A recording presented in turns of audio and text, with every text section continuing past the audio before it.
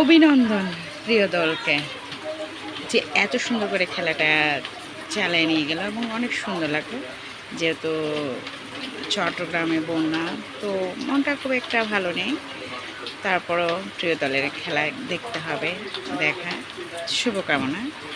আর যারা চোট ডাকে ভরাই ফেলতেছে তাদের উদ্দেশ্যে করে বলছি, নিজেরা তো পারো না কিছু, তো যেহেতু আর্জেন্টিনা চলে যাচ্ছে ফাইনালে, তো তোমাদের খারাপ লাগছে সেটা আমি বুঝতেছি। এই যে নরওয়ের গোল একটা বাতিল হলো, গত থেকে বের হলে না, বললে না চুরি করলো, ফিফারে টাকা খাওয়াইলো, কিছু বললে না। অবশ্য তোমরা কি করবা, তোমাদের কাজই তো হচ্ছে এটা, যে মেসির পিছনে লাগা, আর্জেন্টিনার পিছনে লাগা।